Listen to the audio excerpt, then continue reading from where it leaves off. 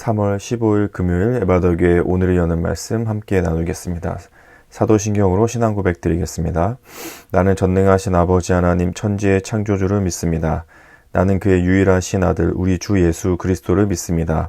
그는 성령으로 잉태되어 동정녀 마리아에게서 나시고 본디오 빌라도에게 고난을 받아 십자가에 못 박혀 죽으시고 장사된 지 사흘 만에 죽은 자 가운데서 다시 살아나셨으며 하늘에 오르시어 전능하신 아버지 하나님 우편에 앉아 계시다가 거기로부터 살아있는 자와 죽은 자를 심판하러 오십니다. 나는 성령을 믿으며 거룩한 공교회와 성도의 교제와 죄를 용서받는 것과 몸의 부활과 영생을 믿습니다. 아멘. 오늘 함께 보실 말씀은 누가복음 18장 35절부터 43절까지 말씀입니다.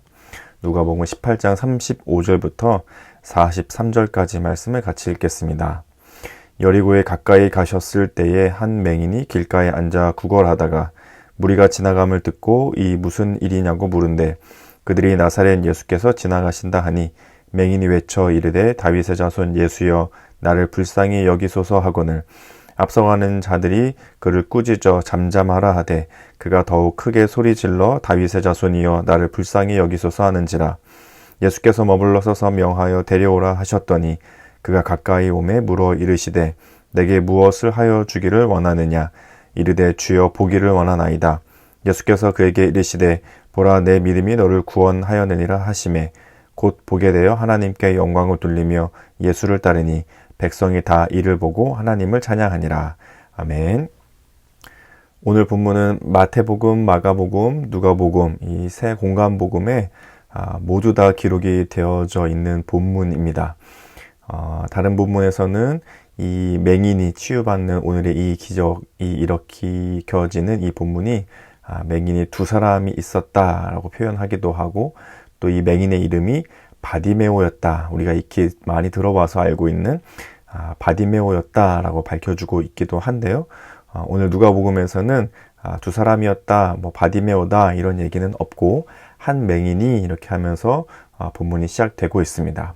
예수님께서 많은 아픈 사람들, 병자들을 고쳐주신 일들이 있었고 오늘 본문도 역시 앞을 보지 못했던 맹인이 앞을 보게 되는 예수님의 기적을 체험하고 경험하고 믿음으로 예수님을 따르게 되는 본문이기도 하지만 또 동시에 예루살렘에서 십자가에 죽으시고 또 부활하시는 예수님께서 그 길들을 앞두고 보여지는 또 그것을 앞두고 있는 본문을 생각해 봤을 때에 또 그것과 연관되어지는 의미들을 생각해 볼 수 있는 그런 본문이기도 합니다.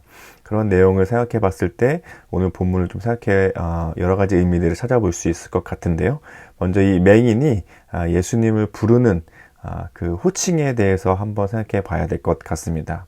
38절과 39절에 보시면 맹인이 외쳐 이르되 다윗의 자손 예수여 나를 불쌍히 여기소서 하거늘 앞서가는 자들이 그를 꾸짖어 잠잠하라 하되 그가 더욱 크게 소리질러 다윗의 자손이여 나를 불쌍히 여기소서 하는지라 하면서 예수님께서 지나가신다. 눈이 보이지 않으니까 사람들의 소리를 들었겠죠.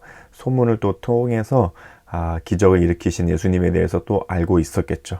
그래서 예수님께서 지나가신다 하는 소문을 듣고 소리를 치기 시작했습니다. 다윗의 자손 예수여 하면서 소리를 막 크게 치기 시작했고 사람들이 오히려 막 꾸짖죠.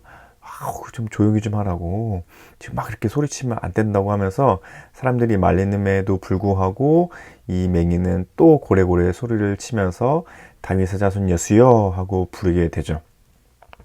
다윗의 자손 예수여 우리는 익히 들어서 알고 있지만 사실 굉장히 많은 의미를 담고 있죠.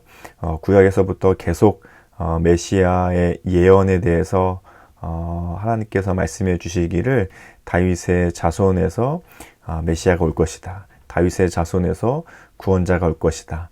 다윗의 자손에서 하나님의 아들 예수 그리스도가 이 땅에 오실 것이라는 것이 계속해서 예언되었기 때문에 다윗의 자손이여 라고 부른다는 것은 하나님의 아들, 우리의 메시아, 우리의 구원자, 우리의 왕이시여 이런 표현과도 같은 내용인 거죠. 그래서 이렇게 부를 때에는 그 사람의 믿음이 이미 그 안에 담겨져 있는 외침이기도 했습니다. 그런데 사람들이 말리죠. 왜 그를 말리나요? 다윗의 자손이여 우리의 왕이시여 라고 외치는 것은 그 사람의 믿음이 담겨지는 것이기도 하지만 동시에 로마의 지배를 받고 있던 당시 식민지와도 같았던 이 이스라엘 지역에서는 그것은 왕에 대한 반역의 말이기도 했거든요.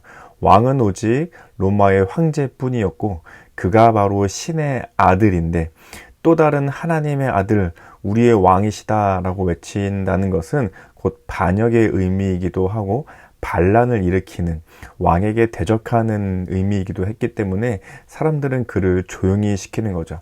아이고 좀 조용히 하라고 그렇게 자꾸 소리치지 말라고 말하지 말라고 하면서 뜯어 말리지만 이 맹인은 자기가 가지고 있는 믿음에 대한 확신을 가지고 소리치는 거죠.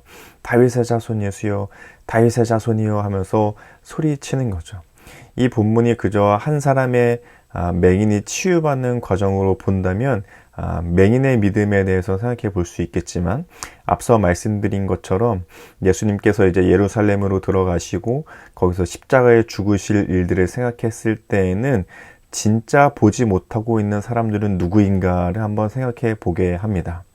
눈은 보이지 않지만 그의 마음은 깨어 있어서 진짜 메시아, 진짜 구원자, 진짜 하나님의 아들이신 예수 그리스도를 보는 믿음을 가지고 있었던 이 맹인, 또 육체적인 신체적인 눈은 뜨고 있지만 정말 하나님의 아들이 누구신지, 정말 이 땅의 왕이 누구신지, 정말 우리의 구원자요 메시아가 누구인지 몰랐던 수많은 사람들, 누가 과연 정말 예수 그리스도를 진정 올바르게 보고 있는가를 우리에게 한번 생각해 보게 합니다. 여러분은 어떤 예수님을 보고 계신가요? 우리는 어떤 예수님을 또 보아야 하나요? 예수님이 가진 능력을 볼 것이 아니라 그 능력을 가지고 계신 예수님을 보는 것, 그것이 오늘 이 맹인이 가지고 있는 믿음처럼 또 우리가 가져야 될 믿음이기도 합니다. 예수님께서 우리에게 많은 것들을 베풀어 주시죠. 이 맹인을 치유하고 치료하신 것처럼 눈이 뜨여지고 앉은 뱅이가 일어나고 귀신 들렸던 것들이 쫓겨나는 수많은 기적과 같은 일들이 일어나기도 합니다. 우리 삶에서도 하나님께서 베풀어 주시는 많은 은혜와 축복된 것들이 가득 있기도 하죠. 그런데 우리가 구하고 바라야 할 것은 또 특별히 사순절을 보내며 또 얼마 안 있으면 고난주간을 보내며 또 얼마 안 있으면 다가올 부활절을 앞두고 예수님을 생각하고 십자가를 생각하는 오늘의 이 본문을 읽는 우리의 마음에는 예수님께서 우리에게 주실 축복과 은혜에 있어서 그것보다 먼저 예수님을 볼 수 있어야 합니다. 내 삶의 참 구원자, 내 삶의 참 메시아, 그분이 내 삶에 오신 것만으로도 내가 그분을 알고 구원을 얻게 된 것만으로도 이미 우리는 감사하고 그것에 감격하는 삶을 살아가야 하는 것이죠. 누가 진정 메시아인가를 보는 사람들은 수많은 사람들이 아니라 오히려 앞을 보지 못하는 맹인이었습니다. 오늘 성경 본문은 그것을 통해서 우리에게 알려주시려고 하고 있는 거죠.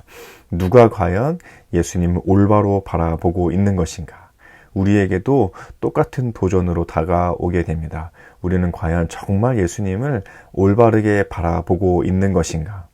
예수님이 우리에게 베풀어 주시는 많은 축복과 같은 것들, 내 삶을 행복하게 해주고 내 삶을 윤택하게 해주고 내 삶을 평안하게 이끌어주는 것만을 바라는 믿음이 아니라 그것을 주실 능력이 있으신 예수님을 보는 것, 그것이 우리에게 요구되는 또 오늘 우리 말씀이 우리에게 알려주는 메시지이기도 한 것이죠. 그렇게 예수님을 알고 있는 맹인이 예수님께 치유받게 되죠. 예수님께서 물어보셨습니다. 네가 진짜로 원하는 것이 무엇이냐? 맹인이 대답하죠. 제가 보기를 원합니다. 이 맹인에게는 보는 것이 중요했죠. 보는 것을 예수님께서 충분히 하실 수 있는 분이라고 믿는 믿음이 이미 그 안에 있었습니다. 그래서 예수님께서 그에게 말씀해 주시는 거죠. 밑에 있는 9절, 42절을 보시면 예수께서 그에게 이르시되 보라 내 믿음이 너를 구원하였느니라 하시면서 이미 그 맹인의 마음속에 가지고 있는 믿음을 예수님께서 보셨죠. 단순히 치유만 원하는 것이 아니라 눈이 보게 되는 것만을 원하는 것이 아니라 충분히 그 안에 구원을 얻을 수 있을 만한 믿음을 가지고 있다는 것을 예수님은 보셨고 그것을 향해서 믿음이 너를 구원하였다고 예수님께서 선포해 주셨습니다.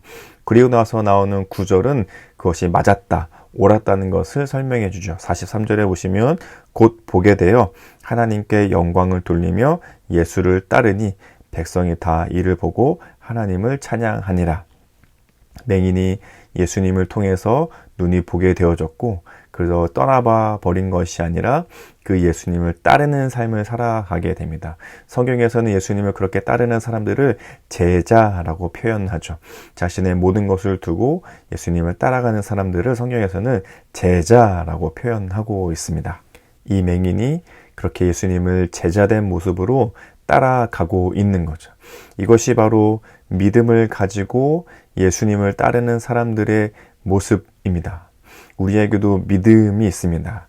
예수님께서 주시는 능력, 그 치유를 원하는 것이 아니라 충분히 그것을 우리에게 주실 수 있는 예수님을 믿는 믿음을 우리도 가지고 있죠.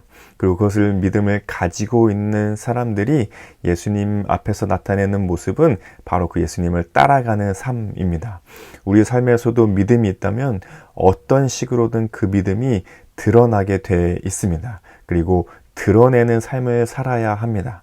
여기서 믿음을 드러낸다고 했을 때 나가서 사람들에게 노방전도를 하거나 나가서 기타 치면서 찬양을 하거나 전도지를 뿌리며 다니려 하거나 물론 그것도 상당히 훌륭하고 중요한 예수님을 드러내는 삶이기도 하지만 꼭 그것만이 아니라 내 삶에 어떤 식으로든 내가 하나님을 믿는 신앙을 가지고 있다고 내가 예수님을 믿는 믿음을 가지고 있다고 삶을 살아가는 모습이 드러나게 돼 있는 거죠.